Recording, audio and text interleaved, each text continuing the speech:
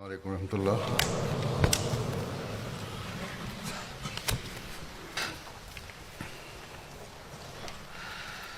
أشهد أن لا إله إلا الله وحده لا شريك له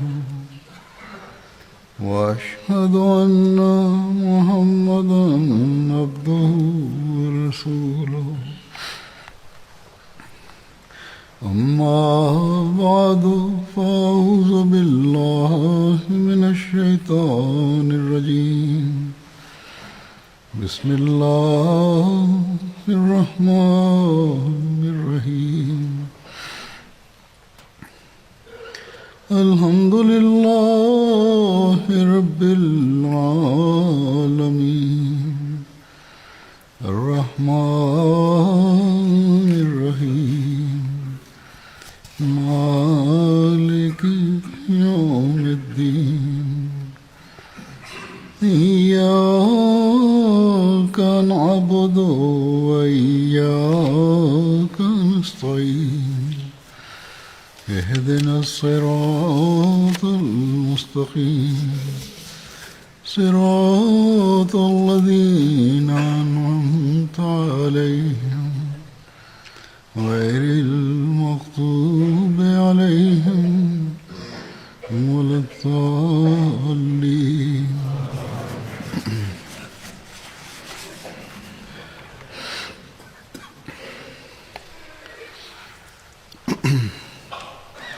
ایک مومن کو، ایک ایسے شخص کو جو یہ دعویٰ کرتا ہے کہ میں خدا تعالیٰ پر ایمان رکھتا ہوں، اللہ تعالیٰ کے اس حکم کو ہمیشہ پیش نظر رکھنا چاہیے کہ اللہ تعالیٰ نے ہمیں عبادت کے لیے پیدا کیا ہے، جیسا کہ اللہ تعالیٰ فرماتا ہے وَمَا خَلَقْتُ الْجِنَّ وَالْإِنسَ إِلَّا لِيَعْبُدُونِ، یعنی ہم نے جن و انس کو عبادت کے لیے پیدا کیا ہے۔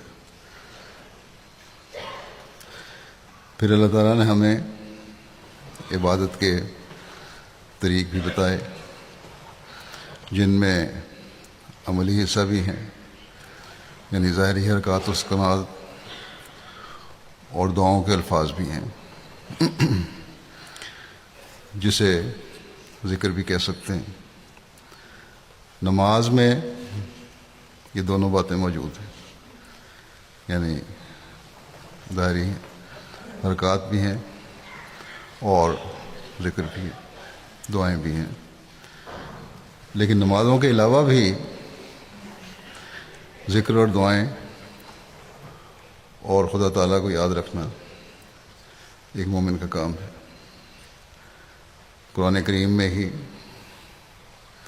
اللہ تعالیٰ نے بہت سی دعائیں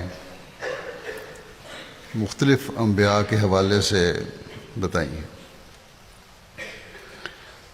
جو ہم نماز میں بھی پڑھ سکتے ہیں اور چلتے پھرتے ذکر کے طور پر بھی پڑھتے ہیں اور پڑھ سکتے ہیں۔ لوگ اپنے خطوں میں لکھتے ہیں کہ ہمیں فلاں مشکل ہے، فلاں پریشانی ہے، کوئی دعا اور ذکر بتائیں جس کا ورد ہم کرتے رہا کریں اور مشکلات اور پریشانیاں ہماری دور ہوں۔ عموماً لوگوں کو میں یہی لکھتا ہوں کہ نمازوں کی طرف توجہ دیں، سجدوں میں دعائیں کریں، نماز میں دعائیں کریں اور اپنے خدا تعالیٰ سے مدد مانگیں۔ لیکن آج میں ایک ذکر کے بارے میں بھی بتانا چاہتا ہوں جو آن حضرت صلی اللہ علیہ وسلم کی سنت بھی ہے اور خدا تعالیٰ کی طرف سے اتری ہوئی دعائیں بھی ہیں، اور جس کے مطالب پر غور کر کے پڑھنے سے جہاں انسان اللہ تعالیٰ کی توحید کا ادراک حاصل کرتا ہے، وہاں اللہ تعالیٰ کی حفاظت اور پناہ میں بھی آتا ہے اور ہر قسم کے شرور سے ہی محفوظ رہتا ہے۔ حضرت صلی اللہ علیہ وسلم نہ صرف یہ کہ خود باقاعدگی سے روزانہ رات کو سونے سے پہلے ان آیات اور دعاؤں کو پڑھا کرتے تھے، بلکہ صحابہ کو بھی پڑھنے کی تلقین فرماتے تھے، اور بہت سی جگہوں پر ان دعاؤں کی، ان آیات کی اہمیت بیان فرمائی آپ نے، اس کے فوائد بیان فرمائے۔ حضرت صلی اللہ علیہ وسلم کے اپنے ذاتی عمل کے بارے میں اس سلسلے میں روایت آتی ہے۔ روایت میں آتا ہے کہ حضرت صلی اللہ علیہ وسلم ہمیشہ سوتے وقت آیت الکرسی، سورہ اخلاص، سورہ فلق اور سورہ ناس، یعنی قرآن کریم کی یہ جو آخری 3 صورتیں ہیں، اور آیت الکرسی 3 دفعہ پڑھ کر ہاتھوں پر پھونکتے، اور پھر اپنے ہاتھوں کو جسم پر اس طرح پھیرتے کہ سر سے شروع کر کے جہاں تک جسم پر ہاتھ جا سکتا جسم پر پھیرتے۔ بس جس کام کو آپ نے باقاعدہ جاری رکھا یا باقاعدگی سے کیا، یہ آپ کی سنت بنی، اور اس کام کو ہر مسلمان کو کرنا چاہیے۔ اور ہم احمدی جن کو اس زمانے میں حضرت صلی اللہ علیہ وسلم کی ہر سنت پر عمل کرنے کی طرف حضرت مسیح علیہ الصلوۃ والسلام نے مزید رہنمائی فرمائی ہے، ہمیں اس پر عمل کرنے کی خاص کوشش کرنی چاہیے، اور خاص طور پر ان حالات میں جن میں سے ہم گزر رہے ہیں، دعاؤں اور نمازوں اور اذکار کی طرف خاص طور پر نہ صرف اپنی ذاتی، روحانی اور دنیاوی ضروریات کے لیے توجہ دینی چاہیے، بلکہ جماعتی فتنوں اور فسادوں اور حاسدوں اور دشمنوں کے شر سے بچنے کے لیے بھی ایک انتہائی اہم فرض سمجھ کر توجہ دینی چاہیے۔ اس ذکر اور آیات کی اہمیت بعض اور احادیث سے بھی ملتی ہیں جو میں آپ کے سامنے رکھتا ہوں۔ جہاں تک آیت الکرسی کا تعلق ہے، اس کے بارے میں 2 جمعے پہلے میں بیان کر چکا ہوں۔ آج قرآن کریم کی آخری 3 صورتوں کے بارے میں احادیث کے حوالے سے بات کروں گا، کس طرح بار بار اور مختلف رنگ میں حضرت نبی کریم صلی اللہ علیہ وسلم نے اپنے صحابہ کو ان صورتوں کے پڑھنے کے بارے میں تلقین فرمائی۔ ایک روایت میں آخری تینوں کل پڑھ کر جسم پر پھونکنے کی حضرت عائشہ اس کے بارے میں اس طرح بیان فرماتی ہیں، فرمایا کہ ہر رات نبی کریم صلی اللہ علیہ وسلم جب بستر پر لیٹتے تو اپنی ہتھیلیوں کو جوڑتے اور پھر ان کو پھونکتے، اور ان میں یہ پڑھتے، قل هو اللہ احد وقل اعوذ برب الفلق وقل اعوذ برب الناس۔ پھر جہاں تک ممکن ہوتا، یعنی یہ 3 صورتیں پڑھتے، دونوں ہاتھوں کو جسم پر پھیرتے۔ آپ اپنے سر اور چہرے سے دونوں ہاتھ پھیرنا شروع کرتے، اور پھر جو جسم کا حصہ آتا جہاں تک آپ کا ہاتھ جا سکتا تھا، آپ 3 بار ایسا کرتے۔ آپ صلی اللہ علیہ وسلم اس کا اہتمام اس باقاعدگی سے فرماتے تھے کہ حضرت عائشہ رضی اللہ عنہا حضرت صلی اللہ علیہ وسلم کی آخری بیماری میں خود یہ دعائیں پڑھتی اور آپ کے ہاتھوں پر پھونک کر آپ کے ہاتھ میں آپ کے ہاتھ ہی آپ کے جسم پر پھیرتی۔ چنانچہ حضرت عائشہ سے روایت ہے کہ حضرت صلی اللہ علیہ وسلم جب بیمار ہوتے تو معوذات پڑھ کر اپنے اوپر پھونکتے۔ کہتی ہیں جب آپ کی بیماری سخت ہو گئی تو میں یہ صورتیں آپ پر پڑھتی اور آپ کے ہاتھ ان کی برکت کی امید سے آپ پر پھیرتی۔ بس یہ خیال حضرت عائشہ کو آنا یقیناً اس وجہ سے تھا کہ حضرت صلی اللہ علیہ وسلم اس میں بہت باقاعدہ تھے، اور اس کی برکت کی اہمیت حضرت عائشہ پر خوب کھول کر واضح فرمائی تھی۔ پھر صحابہ کو ان صورتوں کی برکات اور اہمیت کا کس طرح احساس دلایا، اس بارے میں حضرت عقبہ بن عامر بیان کرتے ہیں کہ میری رسول اللہ کریم صلی اللہ علیہ وسلم سے ملاقات ہوئی، آپ صلی اللہ علیہ وسلم نے آگے بڑھ کر میرا ہاتھ پکڑ لیا اور فرمایا، اے عقبہ بن عامر، کیا میں تمہیں تورات اور انجیل اور زبور اور فرقان عظیم میں جو صورتیں اتاری گئی ہیں ان میں سے 3 بہترین صورتوں کے بارے میں نہ بتاؤں؟ میں نے عرض کی، کیوں نہیں، اللہ مجھے آپ پر فدا کرے۔ پھر آپ نے مجھے قل هو اللہ احد، قل اعوذ برب الفلق اور قل اعوذ برب الناس پڑھ کر سنائیں۔ پھر فرمایا، اے عقبہ، تم انہیں مت بھولنا اور کوئی رات ایسی نہ گزارنا جب تک تو انہیں پڑھ نہ لے۔ عقبہ کہتے ہیں کہ جب سے آپ صلی اللہ علیہ وسلم نے یہ فرمایا کہ تو انہیں نہ بھولنا، تو اس وقت سے میں انہیں نہیں بھولا، اور میں نے کوئی رات ایسی نہیں گزاری جب تک میں نے انہیں پڑھ نہ لیا ہو۔ بس آپ کا یہ فرمانا کہ تم انہیں مت بھولنا اور کوئی رات ایسی نہ گزارنا کہ جب تک انہیں پڑھ نہ لو، صاف ظاہر کرتا ہے کہ آپ صلی اللہ علیہ وسلم خود بھی کس باقاعدگی کے ساتھ اس کو پڑھا کرتے تھے۔ اللہ تعالیٰ کے باتوں پر، احکامات پر، دعاؤں پر سب سے زیادہ عمل کرنے والے آپ صلی اللہ علیہ وسلم تھے، اور تبھی آپ دوسروں کو فرمایا کرتے تھے۔ پھر سورہ اخلاص کی اہمیت کے بارے میں، یعنی قل هو اللہ احد جو سورت شروع ہوتی ہے، اس کے بارے میں ایک حدیث میں اس طرح ذکر ملتا ہے۔ حضرت ابو سعید خدری روایت کرتے ہیں کہ ایک شخص نے ایک آدمی کو قل هو اللہ احد پڑھتے ہوئے سنا، جو اس کو بار بار پڑھ رہا تھا۔ جب صبح ہوئی تو اس نے رسول اللہ صلی اللہ علیہ وسلم کی خدمت میں حاضر ہو کر ساری بات بیان کی، اور گویا کہ وہ اس شخص کو کم یا چھوٹا سمجھ رہا تھا، اس لیے شکایت کے رنگ میں بیان کیا۔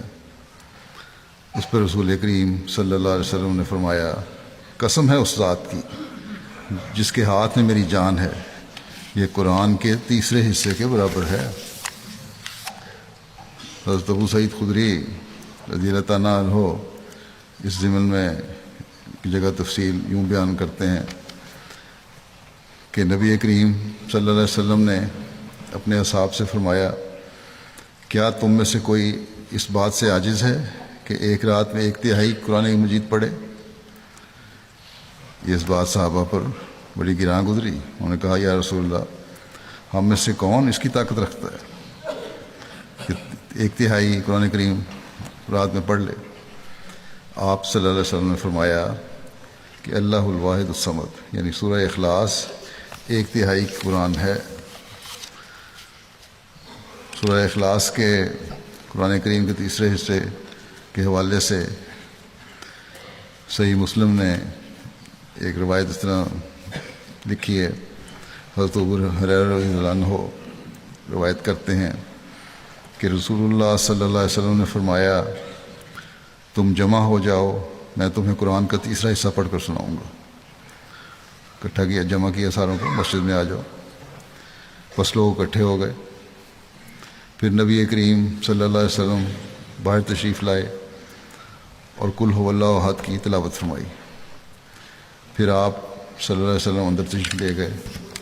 صحابہ کہتے ہیں کہ ہم میں سے کسی نے کہا کہ میرا خیال ہے کہ آسمان سے کوئی خبر یعنی وحی آئی ہے، جس کی وجہ سے آپ اپنے گھر میں داخل ہوئے ہیں، اندر چلے گئے ہیں۔ پھر نبی کریم صلی اللہ علیہ وسلم باہر تشریف لائے اور فرمایا، میں نے تم سے کہا تھا کہ میں تم پر قرآن کا تیسرا حصہ پڑھوں گا۔ غور سے سنو، یہ سورہ اخلاص قرآن کے تیسرے حصے کے برابر ہے۔ آپ صلی اللہ علیہ وسلم نے اس کو تیسرا حصہ کیوں کہا؟ اس لیے کہ اللہ تعالیٰ نے قرآن کریم کو توحید کو ثابت کرنے اور اس کے قیام کے لیے نازل فرمایا۔ بس اس صورت میں بڑے واضح اور جامع انداز میں اور الفاظ میں توحید کا بیان کیا گیا۔ بس اس کے الفاظ پر غور کرنے اور عمل کرنے سے انسان حقیقی توحید پر عمل کر سکتا ہے، اور قرآن کریم کو پھر خدائے واحد کا کلام سمجھ کر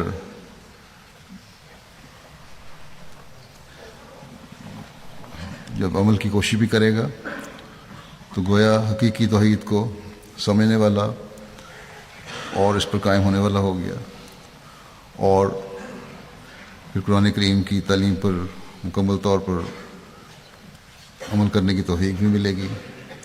تو انسان کو صرف اتنا ہی نہیں ہے سمجھ لینا چاہیے کہ میں نے سورہ اخلاص پڑھ لی تو 3 حصے قرآن کریم پڑھ لیا۔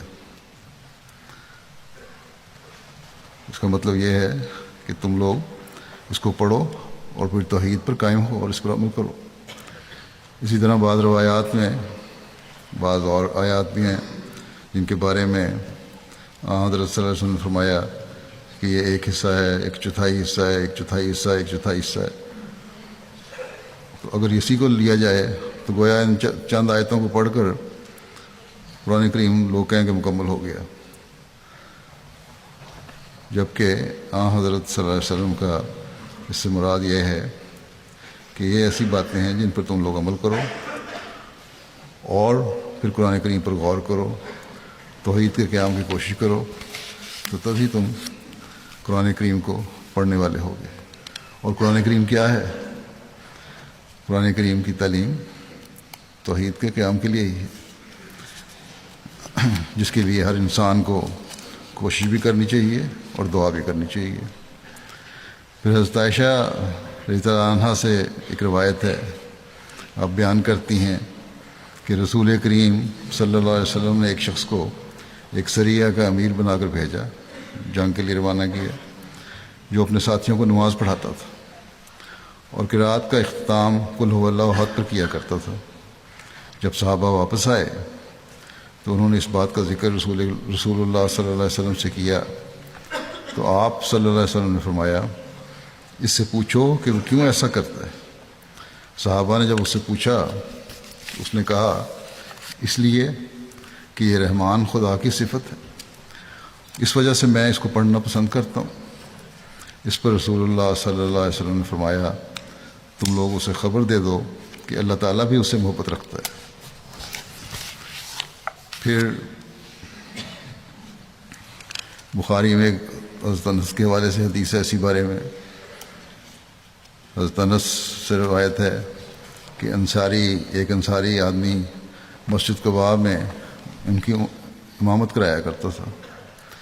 وہ جب ان صورتوں میں سے جو نمازیں پڑھی جاتی ہیں کوئی صورت شروع کرتا تو پہلے قل هو اللہ یعنی سورہ اخلاص پڑھتا، جب اسے پڑھ لیتا تو پھر اس کے ساتھ کوئی اور صورت پڑھتا، اور ہر رکعت میں ایسا ہی کرتا۔ اس کے ساتھیوں نے اس بارے میں اس سے بات کی اور کہا کہ تم سورہ اخلاص سے شروع کرتے ہو اور پھر نہیں سمجھتے کہ صورت تمہیں کافی ہوگی، بلکہ ایک اور صورت بھی پڑھتے ہو ساتھ اس کے، تو تم اس کو یا تو تم اسی کو پڑھا کرو یا اس کو چھوڑ دو اور کوئی دوسری صورت پڑھو۔ اس نے کہا کہ میں تو اسے ہرگز نہیں چھوڑوں گا، اگر تم پسند کرتے ہو کہ میں اسی طرح تمہاری امامت کراؤں تو میں تمہارا امام رہوں گا، اور اگر نہیں تمہیں پسند نہیں ہے یہ تو میں تمہیں چھوڑ دوں گا، پھر یعنی کہ امامت چھوڑ دیتا ہوں گا، صورت کو نہیں چھوڑوں گا۔ وہ لوگ اس کو اپنے میں سب سے زیادہ بہتر سمجھتے تھے، انہوں نے پسند نہ کیا کہ اس کے سوا کوئی اور ان کا امام ہو۔ جب نبی کریم صلی اللہ علیہ وسلم کے پاس آئے تو انہوں نے آپ کو اس واقعے کی خبر دی۔ آپ نے فرمایا اے فلاں، جو بات تمہارے ساتھی تم سے کہتے ہیں تمہیں اس فعل سے کون سی بات روکتی ہے؟ یعنی کہ سورہ اخلاص نہ پڑھو یا وہی پڑھو اور دوسری صورتیں نہ پڑھو، دونوں وجہ کیا ہے اکٹھی پڑھنے کی؟ اور کیا وجہ ہے کہ تم نے یہ صورت ہر رکعت میں لازم کر لی ہے؟ اس نے کہا یہ صورت مجھے بہت پیاری ہے۔ آپ نے فرمایا اس کی محبت نے تمہیں جنت میں داخل کر دیا۔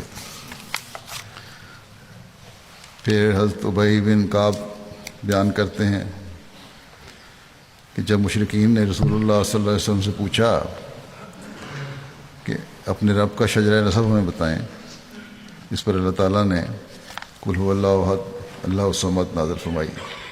پس صمد وہ ہے جو نہ کسی کا باپ ہے نہ اس کا کوئی باپ ہے، کیونکہ کوئی بھی چیز ایسی نہیں جو پیدا ہوئی مگر اس نے ضرور مرنا ہے، اور کوئی بھی ایسی چیز نہیں جس نے مرنا ہے مگر اس کا ضرور کوئی نہ کوئی وارث ہوگا، جبکہ اللہ عز و جل نہ تو وفات پائے گا نہ ہی اس کا کوئی وارث ہوگا۔ وَلَمْ يَكُنْ لَهُ كُفُوًا أَحَدٌ، کہا کہ اس کے مشابہ کوئی اور نہیں، اور نہ ہی کوئی اس جیسا، اور نہ ہی اس کی مانند کوئی اور چیز ہے۔ پھر ایک جگہ حضرت ہریرہ سے یوں روایت ملتی ہے بارے میں، اب بیان کرتے ہیں کہ رسول اللہ صلی اللہ علیہ وسلم نے فرمایا کہ لوگ آپس میں ایک دوسرے سے سوال کرتے ہیں، یہاں تک کہ یہ کہتے ہیں کہ اس کو اللہ تعالیٰ نے پیدا کیا، یعنی کسی بھی چیز کو اللہ تعالیٰ نے پیدا کیا تو اللہ تعالیٰ کو کس نے پیدا کیا؟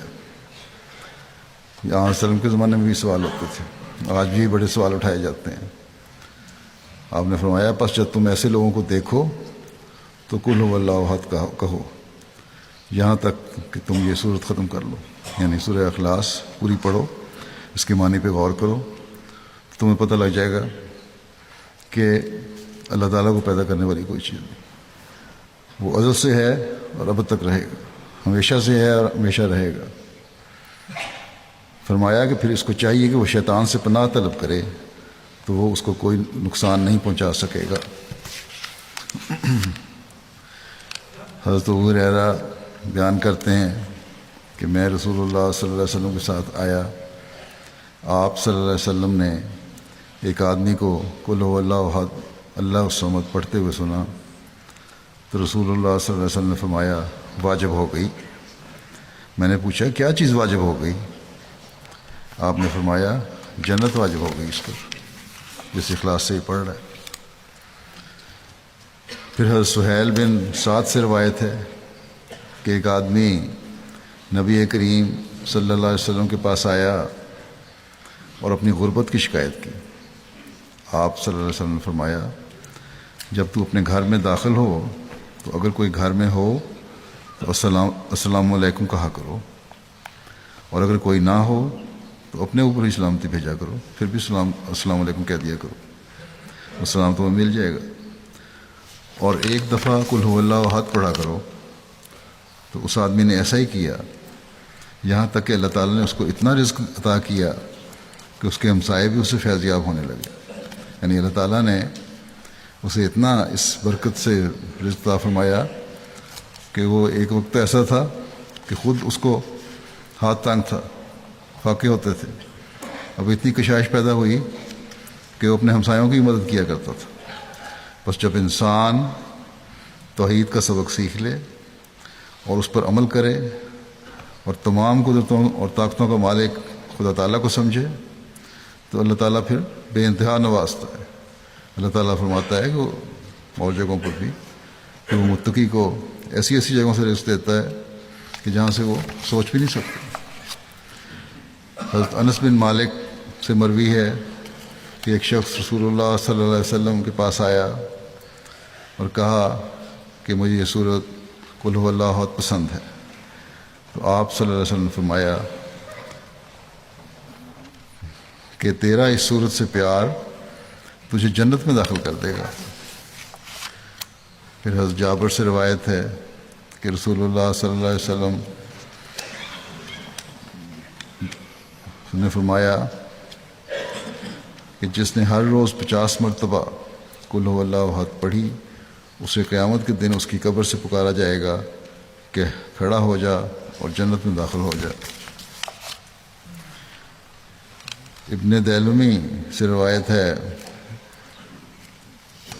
جو کہ نجاشی کی بہن کے بیٹے تھے اور وہ رسول اللہ صلی اللہ علیہ وسلم کی خدمت بھی کرتے رہے تھے، کہ رسول اللہ صلی اللہ علیہ وسلم نے فرمایا کہ جس نے نماز میں یا اس کے علاوہ 100 مرتبہ قل هو اللہ احد پڑھا، اللہ تعالیٰ نے اس کے لیے آگ سے نجات فرض کر دی۔ بس یہ اہمیت ہے سورہ اخلاص کی، اور جب ہم رات کو یہ پڑھیں تو اللہ تعالیٰ کی وحدانیت کو سامنے رکھتے ہوئے یہ ہمیں پڑھنی چاہیے۔ جب ہم کہیں کہ خدا تعالیٰ احد ہے تو ساتھ ہی اس کے صمد ہونے کا مقام بھی اور مرتبہ بھی ہمارے سامنے آنا چاہیے۔ صمد وہ چیز ہے جو کسی کی محتاج نہیں ہے اور کبھی ختم ہونے والی نہیں ہے، کبھی ہلاک ہونے والی نہیں ہے۔ حضرت مسیح علیہ الصلوۃ والسلام نے اس بات کو اس طرح بیان فرمایا ہے کہ صمد کے معنی میں ہیں کہ وجود اس کے تمام چیزیں ممکن وجود اور حالقۃ ذات ہیں، یعنی جو پیدا ہو سکتی ہیں اور ہوتی ہیں اور ختم ہونے والی ہیں، انہیں فنا ہے۔ لیکن اللہ تعالیٰ کی ذات ایسی ہے جو صمد ہے۔ لوگ سمجھتے ہیں کہ اللہ صمد کا مطلب بے نیاز ہے۔ بے نیازی اس کی یہ ہے کہ اس کو نہ وہ ہلاک ہونے والا ہے، ختم ہونے والا ہے، اور نہ اس جیسی کوئی چیز پیدا ہو سکتی ہے۔ بس یہ ہمارا خدا ہے جو ہمیشہ سے ہے اور ہمیشہ رہے گا۔ اور آپ فرماتے ہیں کہ خدا اپنی ذات اور صفات اور جلال میں ایک ہے، کوئی اس کا شریک نہیں، سب اس کے حاجت مند ہیں۔ ذرہ ذرہ اس سے زندگی پاتا ہے، وہ کل چیزوں کے لیے مبدأ فیض ہے، یعنی دنیا کا فائدہ پہنچانے والی اور فیض دینے والی اسی کی ذات ہے۔ اسی سے ہر چیز فیض کے چشمے پھوٹتے ہیں، اور آپ کسی سے فیض یاب نہیں ہوتا، یعنی اس کو کوئی فیض پہنچانے والا نہیں، وہی ہے جو دنیا کو فیض پہنچا رہا ہے۔ وہ نہ کسی کا بیٹا ہے، نہ کسی کا باپ ہے، اور کیوں کر ہو کہ اس کا کوئی ہم ذات نہیں۔ قرآن نے بار بار خدا کا کمال پیش کر کے اور اس کی عظمت دکھلا کے لوگوں کو توجہ دلائی ہے کہ دیکھو ایسا خدا دلوں کو مرغوب ہے، نہ کہ مردہ اور کمزور اور کم رحم اور کم قدرت۔ سورہ اخلاص، سورہ فلق اور سورہ ناس کے نازل ہونے کے بارے میں حضرت عقبہ بن عامر سے روایت ہے، وہ کہتے ہیں کہ حضرت صلی اللہ علیہ وسلم نے فرمایا کہ آج رات ایسی آیات اتری ہیں کہ ان جیسی پہلے کبھی نہیں دیکھی گئیں، اور وہ یہ ہیں، یعنی قل هو اللہ احد اور قل اعوذ برب الفلق اور قل اعوذ برب الناس۔ پھر احادیث میں تینوں کل پڑھنے کی اہمیت کے بارے میں روایت آتی ہے۔ حضرت عقبہ بن عامر جوہنی بیان کرتے ہیں کہ ایک دفعہ میں ایک جنگی سفر میں آپ صلی اللہ علیہ وسلم کی سواری کی مہار پکڑ کر آگے آگے چل رہا تھا کہ آپ نے فرمایا، اے عقبہ پڑھ۔ میں نے آپ کی طرف کان لگایا تاکہ آپ جو فرمائیں وہ میں سن کر پڑھ لوں۔ پھر کچھ دیر کے بعد فرمایا، اے عقبہ پڑھ۔ میں پھر متوجہ ہوا کہ کیا فرماتے ہیں، اب کیا پڑھوں میں؟ آپ نے تیسری مرتبہ پھر یہی فرمایا، تو میں نے عرض کیا کیا پڑھوں؟ آپ نے فرمایا سورہ قل هو اللہ احد۔ پھر آپ نے آخر تک سورت پڑھی، پھر آپ نے سورت قل اعوذ برب الفلق آخر تک پڑھی، میں بھی آپ کے ساتھ پڑھتا رہا۔ پھر آپ نے سورہ قل اعوذ برب الناس آخر تک پڑھی، میں بھی آپ کے ساتھ پڑھتا رہا۔ پھر آپ نے فرمایا کسی شخص نے ان جیسی صورتوں یا کلام کے ساتھ اللہ تعالیٰ کی پناہ حاصل نہیں کی، یعنی یہ ایسا کلام اور ایسی دعا ہے کہ جس سے انسان اللہ تعالیٰ کی پناہ میں آ جاتا ہے اور کبھی ضائع نہیں ہوتا اور تمام شرور سے بچتا ہے۔ اللہ تعالیٰ کی پناہ اس سے بہتر مانگنے کا اور کوئی ذریعہ ہی نہیں، اور حدیث میں ملتا ہے روایت آپ نے فرمایا کہ اس سے بہتر اللہ تعالیٰ کی اور کوئی پناہ نہیں۔ پھر سورہ فلق اور الناس کے بارے میں حضرت عقبہ بن عامر سے روایت ہے کہ میں ایک سفر میں رسول اللہ صلی اللہ علیہ وسلم کی سواری کی لگام پکڑے چل رہا تھا. آپ نے فرمایا عقبہ کیا میں تجھے ایسی 2 صورتیں نہ سکھاؤں جن کی قرأت انتہائی بہتر اور نفع بخش ہے؟ میں نے عرض کیا کہ کیوں نہیں یا رسول اللہ؟ تو آپ نے فرمایا قل اعوذ برب الفلق اور قل اعوذ برب الناس. اور جب آپ نے صبح کی نماز کے لیے پڑاؤ کیا تو آپ نے انہی کی قرأت کی یہی تلاوت کی. پھر جب آپ نے نماز ادا کر لی تو میری طرف متوجہ ہوئے فرمایا اے عقبہ تو کیسے دیکھتا ہے؟ شاید اس لحاظ سے بھی کہ انہوں نے کہا وہ بڑی چھوٹی صورتیں پڑھی ہیں. آپ نے فرمایا ان میں تو سب کچھ ہے. ایک روایت میں آتا ہے کہ حضرت ابو سعید سے روایت ہے کہ رسول اللہ صلی اللہ علیہ وسلم جنات کی نظر سے اور انسانوں کی نظر سے پناہ مانگا کرتے تھے. جب معوذتین نازل ہوئیں تو آپ صلی اللہ علیہ وسلم نے ان کو اختیار کر لیا اور باقی سب ترک کر دیا. پہلے جو دعائیں تھیں بھی اس معاملے میں ان کو ختم کر دیا اور یہی پھر پڑھا کرتے تھے. حضرت ابن عباس سے مروی ہے ابن عابس کہ ایک مرتبہ رسول اللہ صلی اللہ علیہ وسلم نے مجھ سے فرمایا کہ اے ابن عابس کیا میں تمہیں تعوذ کے سب سے افضل کلمات کے بارے میں نہ بتاؤں؟ پناہ لینے کے بارے میں. بہترین پناہ کس طرح کی ہے؟ جن سے پناہ مانگنے والا پناہ مانگا کرتے ہیں. میں نے عرض کیا یا رسول اللہ کیوں نہیں؟ آپ نے فرمایا وہ صورتیں ہیں سورہ فلق اور سورہ ناس. پھر آخری 2 صورتوں کی اہمیت بیان کرتے ہوئے ایک صحابی کہتے ہیں کہ ہم لوگ ایک مرتبہ رسول اللہ صلی اللہ علیہ وسلم کے ساتھ کسی سفر میں تھے.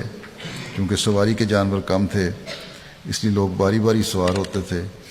ایک موقع پر رسول اللہ صلی اللہ علیہ وسلم اور میرے اترنے کی باری تھی. رسول اللہ صلی اللہ علیہ وسلم پیچھے سے میرے قریب آئے اور میرے کندھوں پر ہاتھ رکھ کر فرمایا کہ اعوذ برب الفلق پڑھو. میں نے یہ کلمہ پڑھ لیا. اسی طرح نبی کریم صلی اللہ علیہ وسلم نے یہ سورت مکمل پڑھی اور میں نے بھی آپ صلی اللہ علیہ وسلم کے ساتھ اسے پڑھ لیا.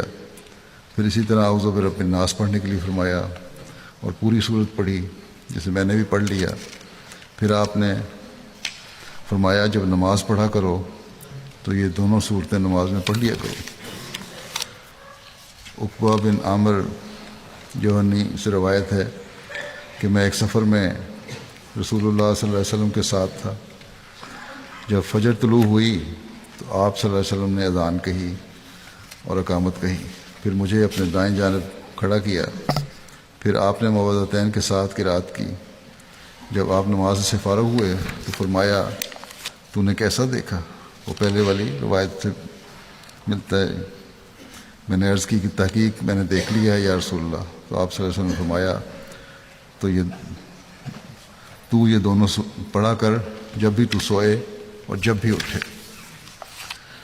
بس یہ اہمیت ہے ان صورتوں کی. اور اس زمانے میں ان کے پڑھنے کی اہمیت اور بھی بڑھ گئی ہے. ذاتی طور پر ہماری روحانی ترقی اور شیطان کے حملوں سے بچنے کے لیے اور جماعتی طور پر اسلام کے خلاف جو سازشیں ہو رہی ہیں ان سے بچنے کے لیے. آج کل اسلام کے خلاف ایک طرف اسلام مخالف طاقتوں کی بڑی ہوشیاری سے کوششیں جاری ہیں تو دوسری طرف نام نہاد مسلمان علماء اور مسلمان لیڈر انہوں نے ایک ایسی صورتحال پیدا کر دی ہے جہاں فتنہ اور فساد پیدا ہو چکا ہے. مسلمان علماء مسیح موعود علیہ السلام کے خلاف بھی عامۃ المسلمین کو بھڑکا کر شیطانی قوتوں کو اور موقع دے رہے ہیں کہ ان کے ہاتھ مضبوط ہوں. اسی طرح دہریت ہے تو وہ بھی آج کل اپنے زوروں پر ہے. اس بات کو بیان فرماتے ہوئے کہ سورہ فلق کے حوالے سے حضرت مسیح علیہ السلام ایک جگہ وضاحت فرماتے ہوئے فرماتے ہیں کہ تم جو مسیح موعود کے دشمنوں کا نشانہ بنو گے یوں دعا مانگا کرو کہ میں مخلوق کے شر سے جو اندرونی اور بیرونی دشمن ہیں خدا کی پناہ مانگتا ہوں جو صبح کا مالک ہے، یعنی روشنی کا ظاہر کرنا اس کے اختیار میں۔ یہ روشنی روحانی روشنی ہے جو مسیح موعود کے آنے سے ظاہر ہوئی، اور میں اندھیری رات کے شر سے جو انکار مسیح موعود کے فتنوں کی رات ہے خدا کی پناہ مانگتا ہوں۔ ان میں ایک تو اسلام دشمن لوگ ہیں جو اسلام کی تعلیم پر اعتراض کرتے ہیں، اور دوسرے علماء اسلام ہیں جو اپنی غلطی کو چھوڑنا نہیں چاہتے اور مسیح موعود کے خلاف لوگوں کو بھڑکانے میں مصروف ہیں، جن میں پاکستان کے علماء ہم دیکھتے ہیں کہ سر فہرست ہیں۔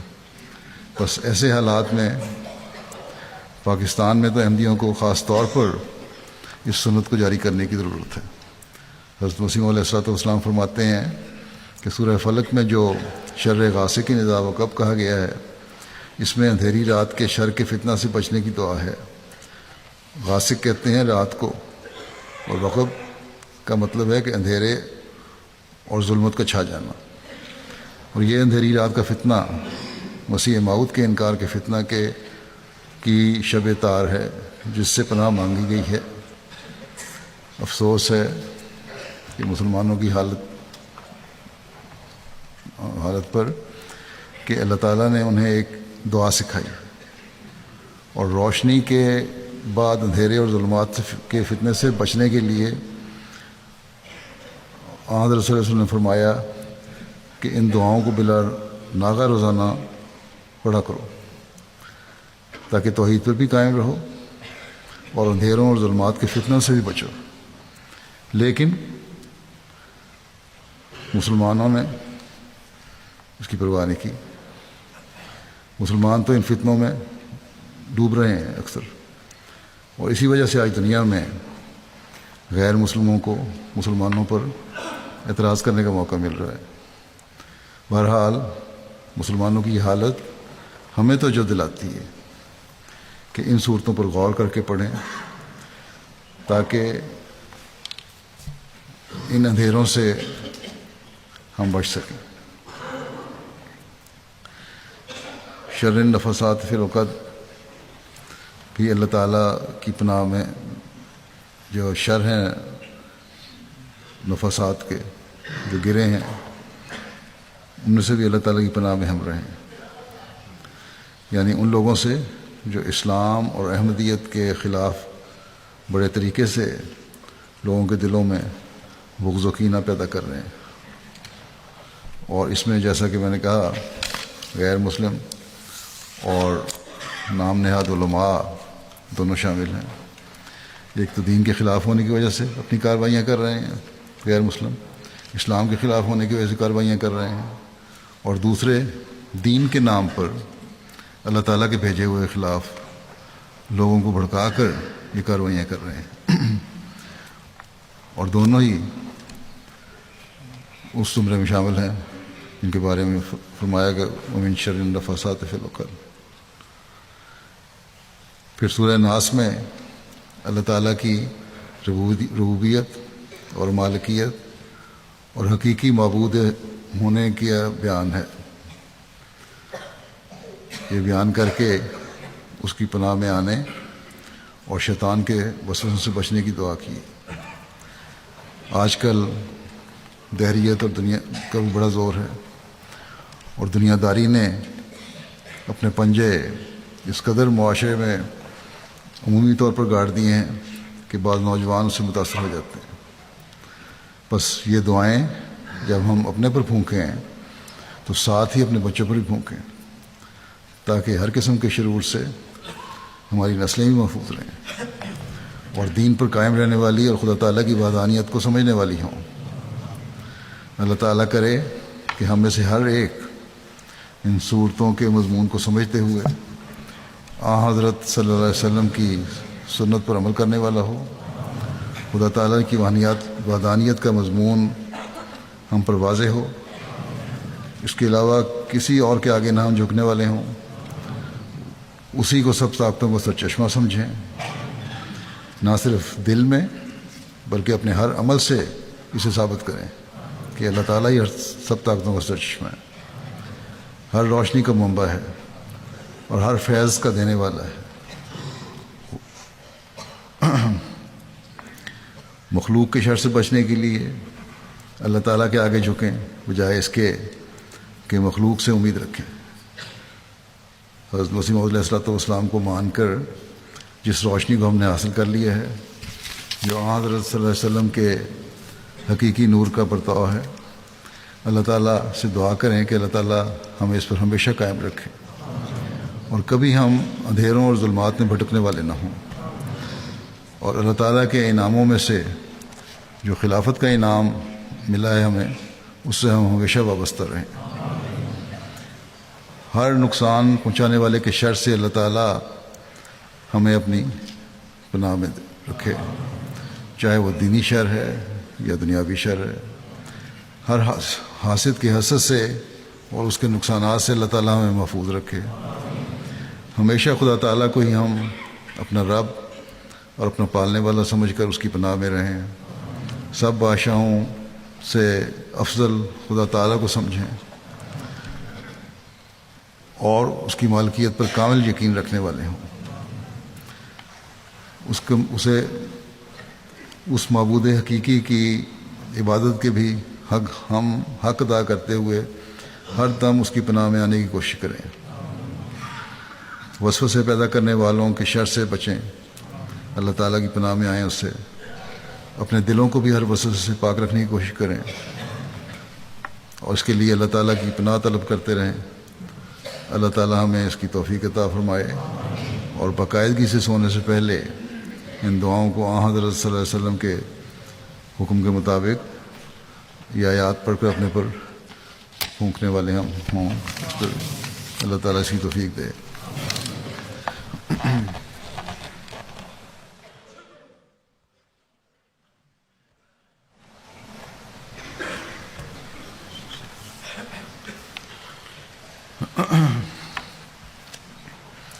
الحمد لله نحمده ونستعينه ونستغفره ونؤمن به ونتوكل عليه ونعوذ بالله من شرور أنفسنا ومن سيئات أعمالنا، من يهده الله فلا مضل له ومن يضلل فلا هادي له، ونشهد أن لا إله إلا الله ونشهد أن محمدا عبده ورسوله۔ عباد الله رحمكم الله، إن الله يأمر بالعدل والإحسان وإيتاء ذي القربى وينهى عن الفحشاء والمنكر والبغي يعظكم لعلكم تذكرون۔ اذكروا الله يذكركم وادعوه يستجب لكم ولذكر الله أكبر۔